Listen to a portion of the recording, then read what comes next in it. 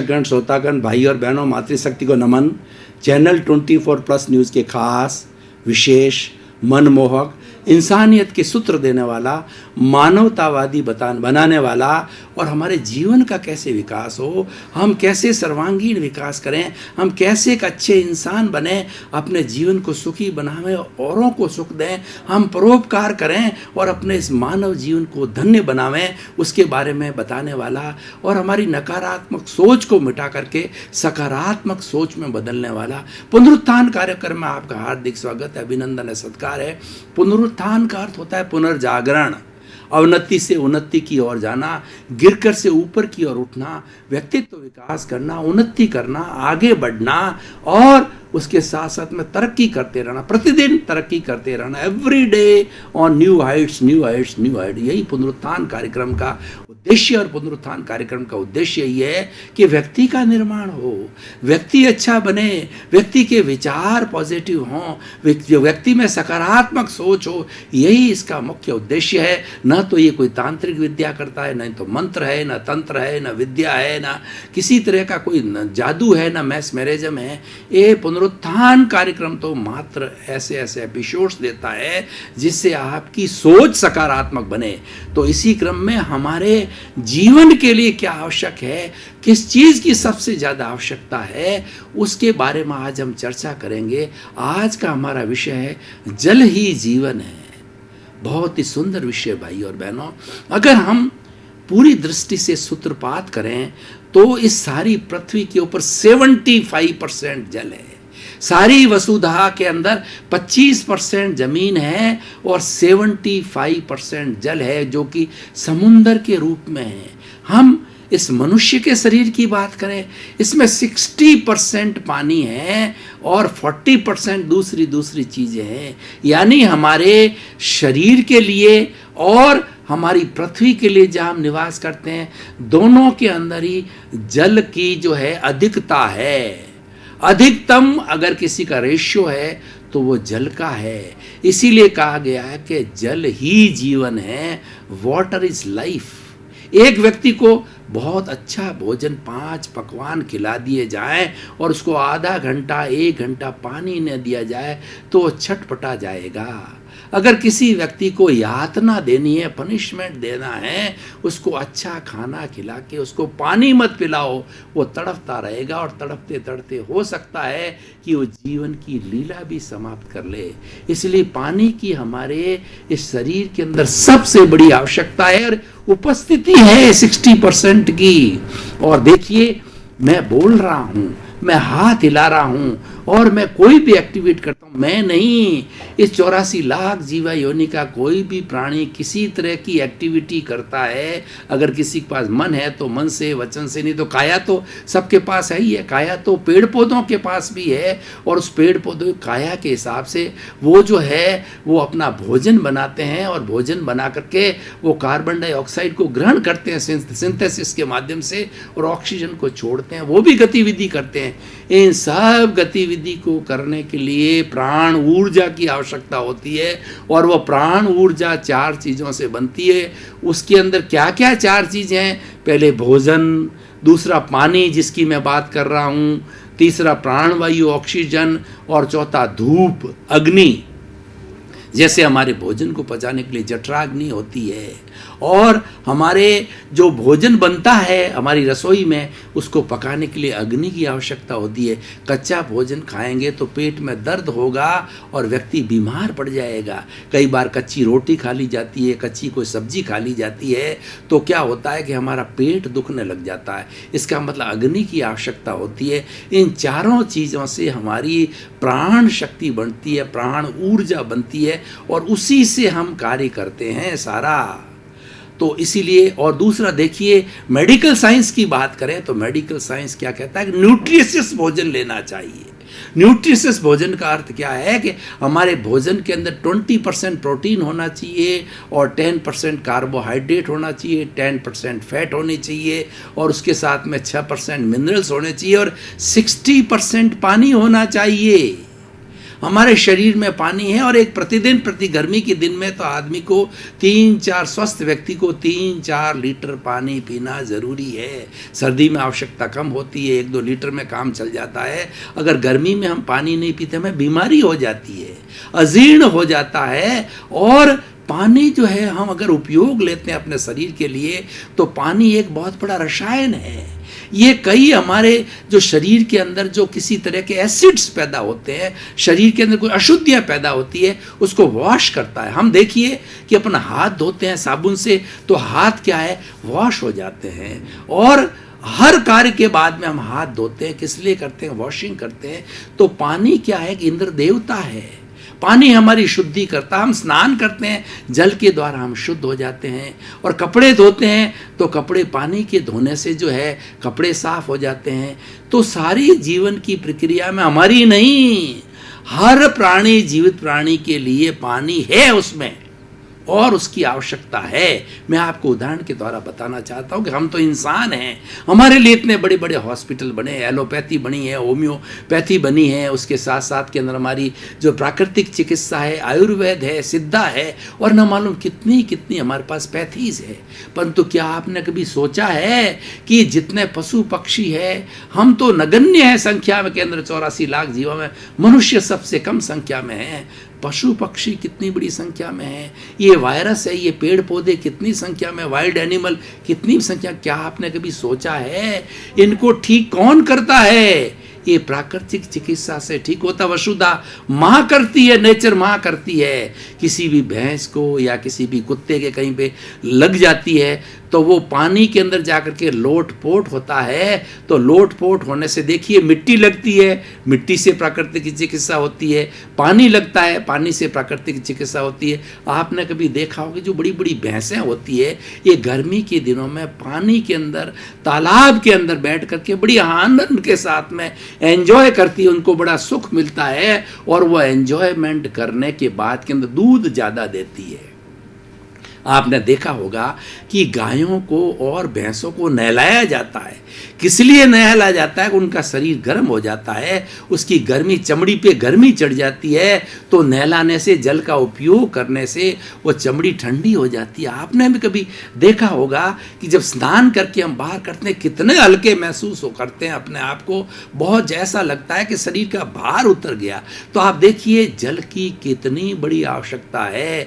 इसीलिए इंद्र देवता को जल का देवता कहा गया। और हमारे जो है पुराने सबसे ज्यादा तो रिटन डॉक्यूमेंट्स वेद है। उन वेदों को देखेंगे तो वहां पे सब प्राकृतिक चीजों की पूजा होती थी। जल देवता, वायु देवता, अग्नि देवता और पृथ्वी देवता और समुद्र देवता, हर प्राकृतिक पर्वत देवता, हर प्राकृतिक चीज की पूजा क्यों होती थी? कि वो हमारे लिए उपयोगी होते थे। पीपल की पूजा की जाती थी क्योंकि पीपल जो है 24 आवर्स ऑक्सीजन देता है, जो कि हमारे शरीर के लिए मोस्ट एसेंशियल है। अगर व्यक्ति पानी पी करके या भोजन थोड़ा समय रह करके जिंदा रह सकता है, लेकिन श्वास के बिना वो कुछ क्षण ही जिंदा रह सकता है। इसीलिए कहा गया है कि जब तक सांसा तब तक आसा। ये श्वास चलती है तब तक आस रहती है कि व्यक्ति जिंदा है, और श्वास बंद हुई तो राम नाम सत्य होता है। तो इसीलिए आप देखिए कि जल की कितनी बड़ी उपयोगिता है। इसीलिए वो शुद्ध जल का उपयोग होना चाहिए। और सरकार ने जल के शुद्धिकरण के लिए कितने बड़े बड़े डिपार्टमेंट्स खोले हैं। Water works department, public health engineering department हर गांव में है। भारत में क्या, पूरे विश्व के हर गांव के अंदर, हर म्यूनिसिपैलिटी के अंदर, हर बड़ी सिटी के अंदर पब्लिक हेल्थ इंजीनियरिंग डिपार्टमेंट्स खोले हुए होते हैं, जो कि और सुविधाओं के साथ में पानी का ट्रीटमेंट करके अच्छा पानी जनता को पिलाते हैं। और आजकल देखिए पानी पे कितनी अवेयरनेस हो गई है। आरओ सिस्टम लग गए हैं कि पानी में जो अशुद्धियाँ, पहले आरओ सिस्टम नहीं हुआ करते थे, हम जो है 2-3 हज़ार के TDS के खारे पानी को गाँवों के अंदर, राजस्थान का रेगिस्तानी एरिया जो हमारा बाड़मेर जिला और जैसलमेर जिला है, 2-3 3000 के मैं पुरानी बात कर रहा हूँ, आज से 50 साल पहले की, जब वाटर डिपार्टमेंट नहीं था, नहरें नहीं आई थी और हमारे ट्रेडिशनल सोर्स कुएँ थे, कुओं में पानी खारा था, वो खारा पानी पी करके हम गुजारा करते थे। लेकिन आज उस 3000 TDS को नॉर्मल जो है वो 500 पे, 300 पे, 200 पे TDS पे ला करके ऐसे पावरफुल RO सिस्टम जो है घरों में लग गए हैं, पब्लिक प्लेसेस के ऊपर लग गए हैं। और उसके साथ साथ में गवर्नमेंट तो सबका काम करती है, गांव के लेवल पे क्या, म्यूनसिपलिटी के लेवल पे क्या, शहर के लेवल के क्या, मल्टी जो है वो बड़ा मेट्रो सिटी की मेट्रो जो है वो बड़े सिटी के लिए, सबके लिए होता है। तो मेरे कहने का अर्थ क्या है कि जल ही जीवन है, जल की एक एक बूंद को बचाइए। और आज हमारे जितने वैज्ञानिक लोग बड़े चिंतित हो रहे हैं, क्योंकि जल की जो शुद्ध जल की मात्रा प्रतिदिन समाप्त हो रही है, क्योंकि जल का इतना दोहन किया जा रहा है, इतना वेस्टेज किया जा रहा है, प्रतिदिन इतना जल को एक्सप्लॉइट कर रहे हैं और रिचार्ज नहीं हो रहा है। तो बड़ी चिंता हो रही है हमारे वैज्ञानिकों को कि आने वाला युद्ध जो है वो टेरिटोरीज के लिए, सीमाओं के लिए नहीं लड़ा जाकर पानी के लिए लड़ा जाएगा। और आज डाटाज बताते हैं कितना शुद्ध जल है वो व्यक्ति पी रहा है, शुद्ध जल की कमी आ रही है। और देखिए वर्षा कम हो रही है, अल्टीमेटली पूरी साइकिल चलती है कि हमारा समुंदर का पानी वहाँ से चलिए, समुंदर का पानी होता है जो खारा पानी होता है, और जब तेज़ गर्मी पड़ती है तो खारा पानी रासायनिक क्रिया के द्वारा जो है भाप बनता है, और भाप बन करके जो हमारे क्लाउड्स बनते हैं, बादल बनते हैं, और बादल के अंदर जब टेम्परेचर डिफरेंस आता है तो टेम्परेचर डिफरेंस के बाद में बादल बरसते हैं, और बादल बरस करके वो पानी इस वसुधा पर, इस पृथ्वी पर गिरता है। और वो पानी जो उपयोग कर लेता है, वो शुद्ध जल को उपयोग के साथ जो रिजर्वायर्स बना करके, बांध बना करके, टांके बना करके अपने घरों में कैसे भी उसको कैचमेंट दे करके उसको रिजर्व कर देता है, या अन्य पानी जो होता है वो पुनः हमारे कुओं में चलता है। कुओं का जो पानी का लेवल है जो 50 फीट है वो उठ करके ऊपर 30 फीट और 20 फीट के ऊपर हमारी इरिगेशन होती है, पीने के लिए काम आता है। मतलब सारी ये साइकिल है कि वो पानी ऊपर से नीचे, और फिर पानी वो पुनः जब गर्मी आती है तो पानी जब जो सीवेज के रूप में आता है और ऊपर चला जाता है। इस तरीके से ये पूरी साइकिल है जो कि प्राणी मात्र के लिए उपयोग में आता है। देखिए ये सारी जो सृष्टि बनी हुई है दो पदार्थों से, एक जड़ और चेतन से है। चेतन के अंदर क्या है कि सुख दुख की अनुभूति होती है और वो महसूस करता है, उसमें विचार होते हैं, और उसके साथ उसमें प्रजनन होता है, उसमें ग्रोथ होती है, वो घटता है, बढ़ता है। लेकिन जड़ को ऐसी आवश्यकता नहीं है। जड़ तो गलन मिलन धर्मा होता है, उसमें वर्ण होता है, गंध होता है, रस होता है, स्पर्श, कोई अनुभूति नहीं होती, कोई सुख दुख की बात नहीं, कोई संवेदना नहीं होती, तो उसकी बात तो छोड़ दीजिए। हालांकि वह भी आवश्यक है, बिना जड़ के, बिना पुद्गल के जीवित प्राणी का एक क्षण भी काम नहीं चलता। हमारा भोजन भी तो पुद्गल है, हमारा पानी भी तो पुद्गल है, इन सारी चीज़ों की आवश्यकता। मैं उस दृष्टि से नहीं कह रहा हूँ, मैं उस दृष्टि से कह रहा हूँ कि जो चेतनशील प्राणी होता है जिसमें संवेदना होती है, तो संवेदना के साथ साथ के अंदर हमें इन सब चीज़ों का उपयोग करना चाहिए। और मैं अब निष्कर्ष की बात कहूँ तो अब जैन धर्म को यहाँ कोट करना चाहूँगा। जैन धर्म में षट जीव निकाय बताया है। भगवान महावीर ने कहा पृथ्वी का है, कहा कि पृथ्वी का है, अप का है, तेजस का है, वायु का है, वनस्पति का है, तृष का है। 6 तरह के तृष काय के जीव होते हैं, प्राणी होते हैं, और उसके अंदर व्यक्ति जन्म लेते रहते हैं अपने कर्मों के अनुसार। उसमें पानी भी जो एक सजीव प्राणी है, और ऐसा हमारा विज्ञान बताता है, एक बूंद पानी के अंदर 3400 आत्माएं एक साथ निवास करती है। तो पानी जो कच्चा पानी है वो स्वयं जीव है। तो ये पूरा जैन धर्म है, एब्सोल्युटली इको फ्रेंडली है। तो जितने जैन धर्म के साधु संत हैं कच्चे पानी के हाथ नहीं लगाते हैं, उसको यूज़ नहीं करते हैं। कोई ऐसा श्रावक होता है जिसके नियम लिया हुआ होता है कि मैं कच्चा पानी नहीं, बॉइल्ड वाटर पीऊँगा, ट्रीटेड वाटर पीऊँगा, राख मिला के किसी तरीके से जो उसको जो है उसको निर्जीव बनाऊँगा सजीव से।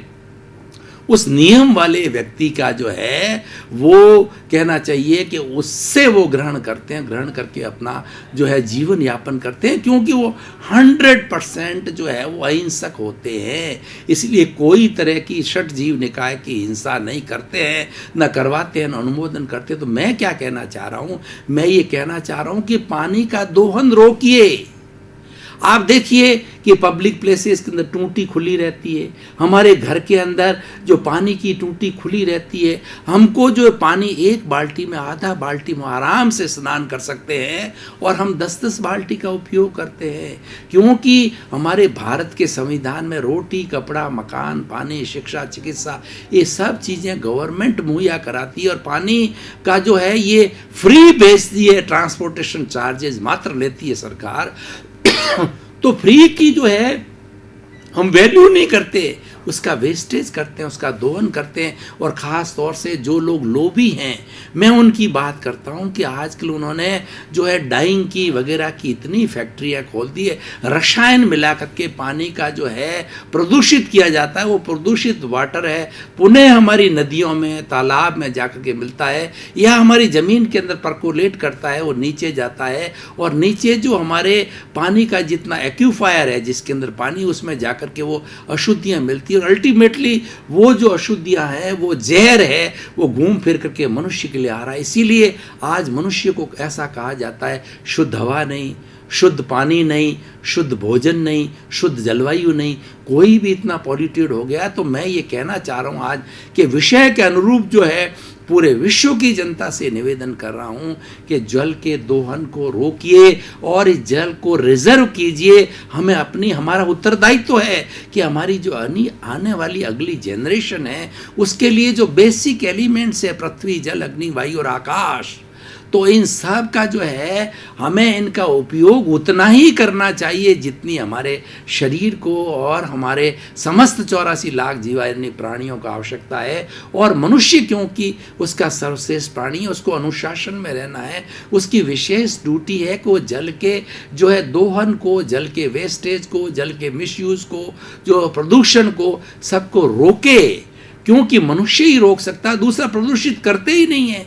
बेचारे पशु पक्षी, पेड़ पौधे, उनके अंदर तो इतनी बड़ी जो कहना चाहिए सोच भी नहीं होती, वो प्रदूषण करते ही नहीं है। प्रदूषण फैलाता है मनुष्य, फैलाता है। इसीलिए मनुष्य की सबसे बड़ी ड्यूटी है कि क्योंकि जल ही जीवन होता है, जल से हमारा काम चलता, हमें आने वाली जनरेशन के लिए जो शुद्ध एक्यूफायर जो कि हमारे पृथ्वी के भीतर रहता है उसको मेंटेन करना चाहिए। हमारे समुद्रों को के अंदर को भी दूषित नहीं करना चाहिए, उसी से पानी घूम करके बरसात के माध्यम से मिलती, यानी जितना हमारा वाटर है उसको वाटर के अंदर, कोई आज गंगा को देखिए, गंगा की सौगंध खाई जाती है, गंगा का पानी निर्मल होता है और अंतिम समय में व्यक्ति को गंगा जल पिलाया जाता है कि उससे उसकी मुक्ति होती है, उससे उसका मोह का विसर्जन होता है। और हरिद्वार में जाकर के व्यक्ति के जो फूल होते हैं अंतिम समय में जल के बाद जो हड्डियाँ बचती है उसमें प्रवाहित की जाती है। और हमारी ऐसी मान्यता है हिंदू धर्म में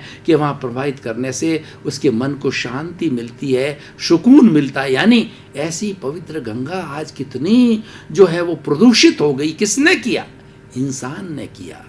तो इसीलिए जल दर्शकगण, श्रोतागण, भाई और बहनों, आपका बहुत बहुत धन्यवाद। पुनरुत्थान कार्यक्रम हर विषय की चीर फाड़ करता है, हर विषय को जो है कई एंगल से प्रस्तुत करता है, सामाजिक दृष्टि से, मेडिकल साइंस की दृष्टि से, विज्ञान की दृष्टि से, जीवन निर्माण की दृष्टि से, संस्कार की दृष्टि से, सदुपयोग की दृष्टि से। क्यों कि पुनरुत्थान कार्यक्रम का हमारा उद्देश्य है कि सुधरे व्यक्ति, समाज व्यक्ति से, राष्ट्र स्वयं सुधरेगा। हम व्यक्ति को सुधारना चाहते हैं, व्यक्ति इस पूरे विश्व की इकाई है। एक व्यक्ति सुधरेगा तो हजारों सुधरेंगे, लाखों सुधरेंगे, करोड़ों सुधरेंगे, अरबों सुधरेंगे। तो इसलिए व्यक्ति को सुधारना चाहते, यही पुनरुत्थान कार्यक्रम। व्यक्ति कब सुधरेगा? उसकी नकारात्मक सोच की जगह उसको सकारात्मक सोच मिलेगी, तो सकारात्मक सोच वाला व्यक्ति तो अपने आप सुधरा हुआ ही होता है। इसी क्रम में आपका जीवन आनंदमय हो, मंगलमय हो और खूब आप शतायु हो और आनंद के साथ जीवन यापन करते हुए किसी को दुख न दें, समाज की सेवा करें, सबको सुख पहुंचाएं। इसके लिए आपके प्रति मंगल भावना।